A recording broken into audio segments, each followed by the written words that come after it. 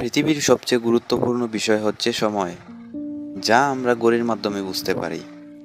আদিকালে সময় দেখার জন্য মানুষের কাছে ঘড়ি ছিল না, থাকলেও আমাদের মতো ঘড়ি নয়। তাদের ছিল সকাল বিকাল, সূর্য বা রাতের চন্দ্র তারা সময় নির্ণয়ের পন্থা। ঘড়ি আবিষ্কার হয়েছে আজ থেকে প্রায় ৫,৫০০ বছর পূর্বে। প্রথম ঘড়ি আবিষ্কার করেছে তখনকার মিশরীয়রা। মিশরীয়রা যে ঘড়ি আবিষ্কার করেছিল তা ছিল সূর্য ঘড়ি। সূর্য ঘড়ি বানাতে মানুষ একটি লাঠি পুঁতে রাখত খোলা জায়গায়। তারপর সেই লাঠিকে ঘিরে ছোট বড় নানান চক্র দিয়ে দেয়। চক্রের উপর লিখে রাখে বিভিন্ন সংকেত, যা দিয়ে নানান সময় বোঝানো হতো। লাঠির উপর সূর্যের আলো পড়লে সেই আলো পড়ত মাটিতে, আর সেখান থেকে সময় নির্ধারণ করা হতো। এমন একটি ঘড়ি আজও রক্ষিত আছে বার্লিন মিউজিয়ামে।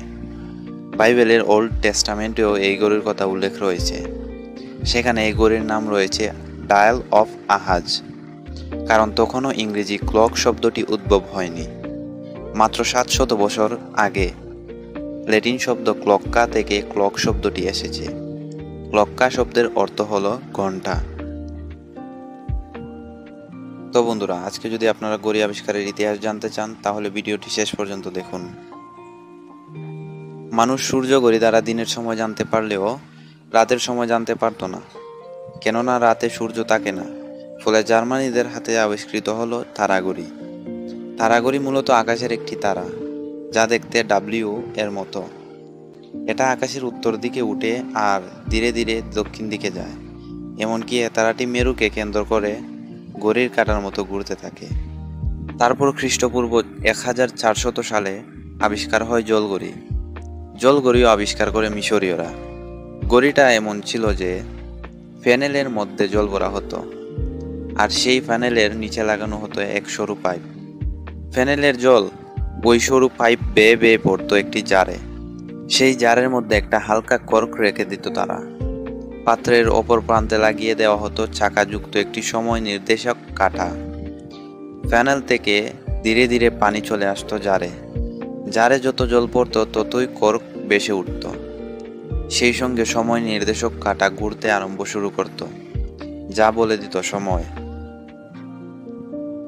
তারপর আবিষ্কার হলো বালুঘড়ি। প্রায় ১২০০ বছর আগে এর আবিষ্কার হয়।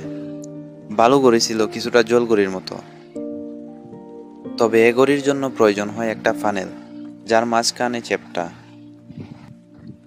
এবার ফানেলের উপর দিয়ে কিছুটা বালি ফানেলের মধ্যে ঢেলে দিল। সেই বালি ফানেলের মাঝখানে যে বাধা পেল। অপেক্ষাকৃত সরু ও মিহিদানার বালি ফানেলের চ্যাপ্টা অংশ দিয়ে নিচে পড়া শুরু হলো। ফানেলের নিচের অংশে আঁকা থাকতো স্কেল। বালু জমা হওয়ার পরিমাণ নির্ণয় করত নির্দিষ্ট সময়। আর এটাই ছিল বালুঘড়ির মূল কার্যপদ্ধতি। এতকাল পর্যন্ত ঘড়ির কোনো কাঁটা ছিল না। এরপর আবিষ্কার হয় যান্ত্রিক ঘড়ি। ১৪ শতাব্দীতে এসে ইউরোপিয়ানরাই প্রথম যান্ত্রিক ঘড়ি আবিষ্কার করেন। কিন্তু ১৪ শতকের দিকে নির্মিত ঘড়িগুলোতে শুধুমাত্র ঘন্টা নির্দেশ করতে সক্ষম হতো, মিনিট বা সেকেন্ড কিছুই নির্ধারণ করতে পারত না।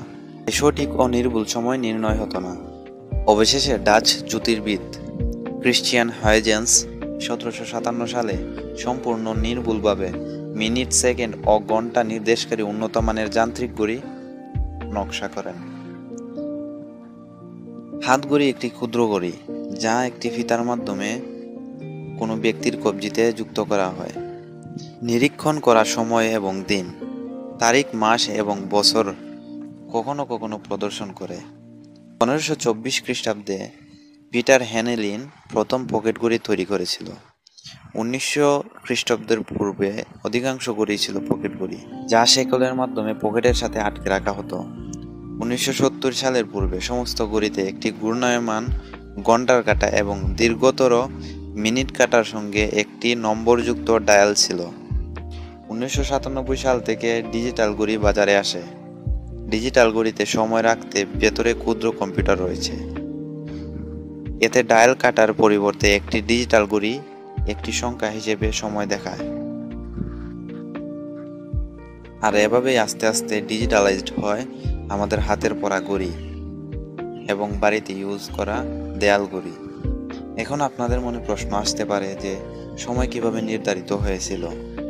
কোনো কায়দা করে বিশ্বের সকল ঘড়ি ধ্বংস করে ফেলুন, দুনিয়াতে কোনো ঘড়ি থাকবে না।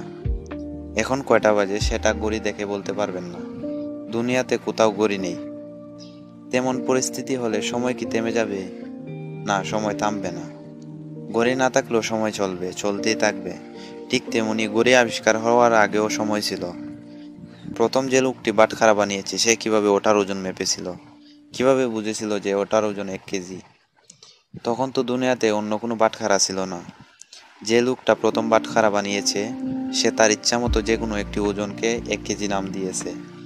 তারপর আমরা সবাই সেটুকু ওজনকে 1 কেজি মেনে নিয়েছি। ঘড়ির ব্যাপারেও তেমন হয়েছে।